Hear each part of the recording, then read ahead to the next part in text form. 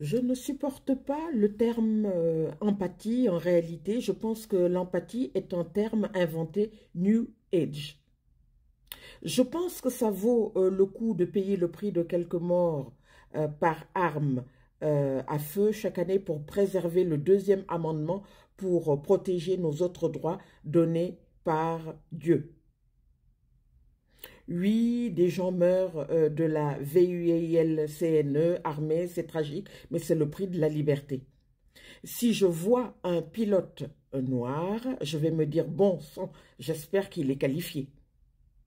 Nous avons fait une énorme erreur en adoptant le Civil Rights Act dans les années 60, donc une loi contre le racisme et la ségrégation. Et à propos de Martin Luther King, c'était un homme affreux et ce n'était pas une bonne personne, etc., etc., etc., etc. Alors, ces termes sont de Charlie Kirk. Bonjour les amis. Charlie Kirk, donc un militant suprémaciste, influenceur, extrême droite, bras droit, j'ai envie de dire, idéologique du président américain. Très proche de sa famille puisqu'il a été assistant personnel du fils du président Don Jr. il y a quelques années. Il est à l'origine de la création de Turning Point en 2012, très jeune, hein, il a commencé très jeune à militer, donc à l'âge de 18 ans. Turning Point qui veut dire le tournant, un tournant voilà, aux États-Unis. Un mouvement donc avec des idées très ultra conservatrices qui relèguent donc les femmes à la cuisine, hein, le fameux dicton maintenant qui est rentré donc malheureusement, qui est à la mode notamment dans certains milieux, etc. Et c'est cet homme, Charlie Kirk, 31 ans, père de famille néanmoins, et marié. C'est une fille et un garçon. Je crois que sa fille a 3 ans et le garçon est un peu plus jeune. Je vous ai donné un peu un aperçu, si vous voulez, si vous voulez, de son positionnement idéologique. Et c'est vrai que beaucoup de choses sont dites actuellement. Il a été, si vous voulez, victime donc voilà, d'un assassinat.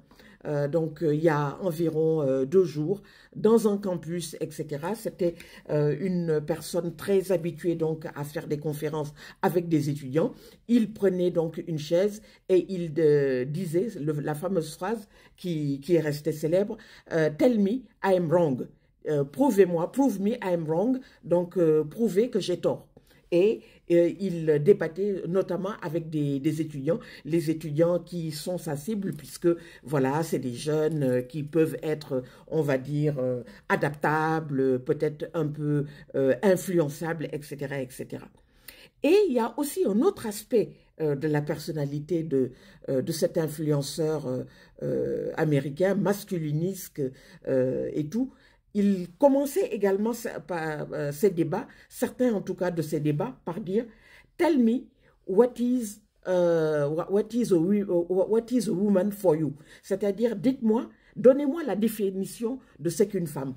Alors, dans les milieux extrêmes, de droite, notamment, comme vous le savez, la femme est souvent, la thématique de la femme est souvent prise comme, si vous voulez, un point important. Pourquoi? Parce qu'ils considèrent que les femmes sont des êtres faibles, que les femmes doivent rester donc à la maison, que les femmes ne sont pas appelées à jouer un rôle, qu'elles doivent avoir absolument la même opinion donc, que leur mari, etc., etc. Je donne cet exemple de la femme parce que c'est une rhétorique très, très importante de leur discours. Il y a quelques mois, il y a eu une vidéo très importante qui a circulé sur les réseaux où on le voyait face à une jeune femme, une étudiante sans doute, qui lui disait « Mais monsieur, si votre fille qui a une dizaine d'années seulement, était victime d'un VOIL. Est-ce que vous ne la protégeriez pas, c'est-à-dire vous ne souhaiteriez pas qu'elle fasse donc un AVORT-MENT. Et M. Charlie Kirk a dit non. Même à ma propre fille de 10 ans, je ne le ferai pas parce que c'est une vie qu'on doit sauver. En fait,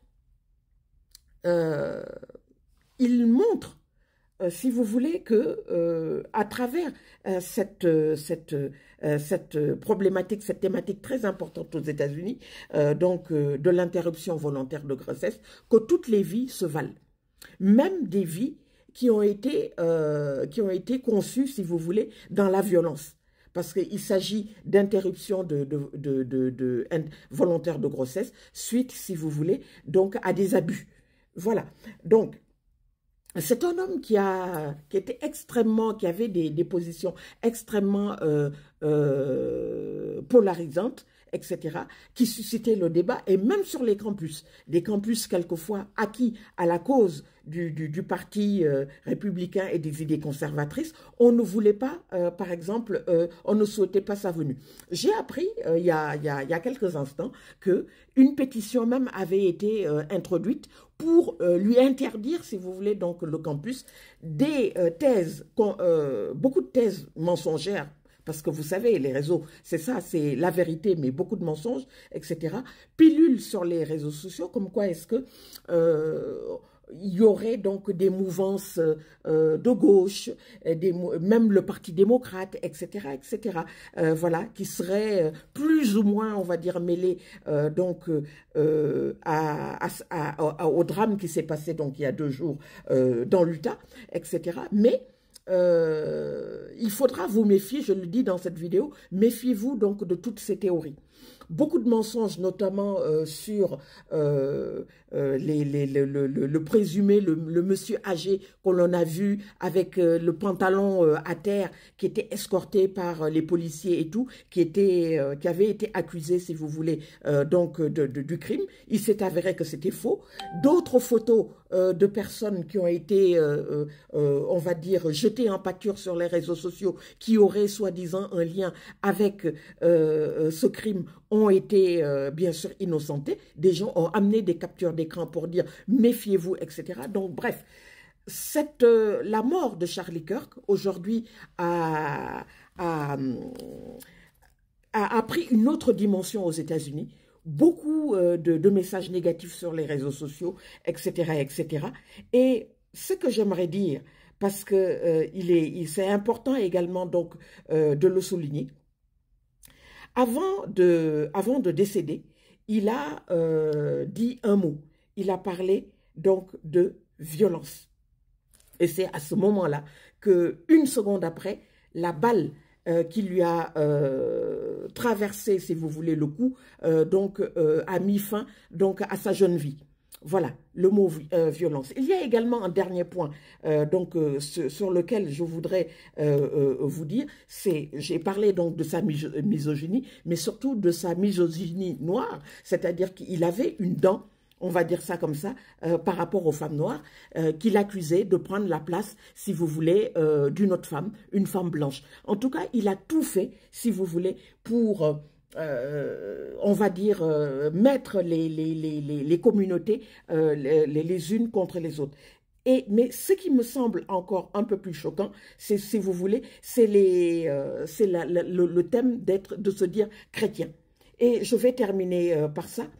Les valeurs chrétiennes, les amis, qu'est-ce que c'est? Quand on se dit chrétien, on se dit amour du prochain, amour de Dieu, recherche de la vérité, etc., la paix entre les hommes. Mais quand vous regardez les thématiques de cet homme et les affirmations qu'il a eues au cours de sa vie, est-ce que cet homme était vraiment chrétien? D'ailleurs, comme le président, j'ai envie de dire, le président lui-même qui se dit chrétien. Quand on se dit, voilà, quand on se dit, parce que bizarre, ça a été aussi beaucoup repris, il disait que justement le terme empathie n'existe pas. Et pourtant, beaucoup d'éloges ont été faits pour lui juste après sa mort. Donc il y a quand même de l'empathie. Et l'empathie est importante, si vous voulez, pour l'être humain. Voilà ce que je voulais dire. Il y a énormément de choses à dire sur cet homme. Voilà. Likez et commentez. Je vous remercie et je vous dis à très très bientôt pour d'autres publications. Merci beaucoup. À très bientôt et on est contre la violence.